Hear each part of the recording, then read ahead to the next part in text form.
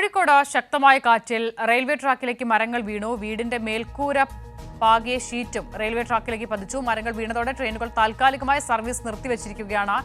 AK Latheesh ചേരുന്നു. ലതീഷ്, വിവരങ്ങൾ എങ്ങനെ? അപകടം ഉണ്ടായത് ഫറൂഖിനും കല്ലായിക്കും ഇടയിൽ റെയിൽവേ ട്രാക്കിലാണ്. അരീക്കാട് എന്ന് പറയുന്ന പ്രദേശത്താണ് ശക്തമായ കാറ്റ്, ചുഴലിക്കാറ്റാണെന്നുള്ള രീതിയിലാണ് ആളുകൾ, പ്രദേശവാസികൾ പറയുന്നത്. എന്തായാലും ശക്തമായ കാറ്റടിച്ച് മരങ്ങൾ കടപുഴകി വീടുകയായിരുന്നു. 3 മരങ്ങളാണ് റെയിൽവേ ട്രാക്കിലേക്ക് വീണത്. ഒപ്പം ഒരു വീടിന്റെ മേൽക്കൂര, ഷീറ്റിട്ട വീടിന്റെ മേൽക്കൂരയും പറന്ന് ഇവിടെ പതിച്ചു. അങ്ങനെയാണ് ട്രെയിൻ വരുന്ന സമയമായിരുന്നു.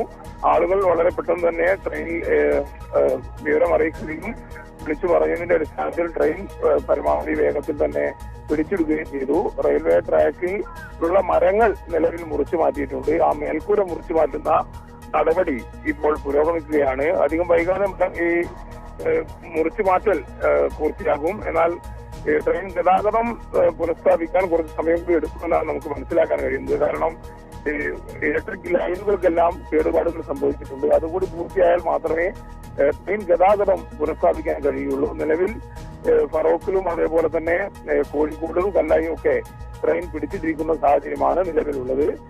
ഫയർഫോഴ്സ് ഉൾപ്പെടെ ഉദ്യോഗസ്ഥരെത്തിക്കൊണ്ട് ഇത് മുറിച്ചു മാറ്റാനും റെയിൽവേയുടെ ഉദ്യോഗസ്ഥരെത്തി ഇലക്ട്രിക്കൽ സംവിധാനങ്ങൾ വേഗത്തിൽ തന്നെ താറുമാറായത് പരിഹരിക്കാനുമുള്ള നടപടികൾ ഇപ്പോൾ പുരോഗമിച്ചുകൊണ്ടിരിക്കുകയാണ്. കനത്ത മഴ തുടരുകയായിരുന്നു ലതീഷ് ഈ മേഖലകളിലൊക്കെയും. കഴിഞ്ഞ മണിക്കൂറുകളിലൊക്കെ കനത്ത മഴ തുടരുകയായിരുന്നു ഇവിടങ്ങളിലൊക്കെയും. മഴയുണ്ടായിരുന്നു, കനത്ത മഴ ഉണ്ടായിരുന്നില്ല. എന്നാൽ കാറ്റ് വളരെ വേഗത്തിലാണ് ചുഴലിയായി ആ രീതിയിൽ വന്നതെന്നാണ് നാട്ടുകാർ പറയുന്നത്.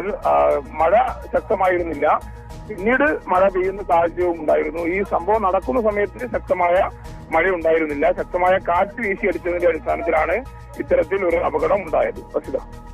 ശരി, AK ലതീഷാണ് വിവരങ്ങൾ നൽകിയത്. ശക്തമായ കാറ്റിലാണ് ഇങ്ങനൊരു അപകടം ഉണ്ടായത്.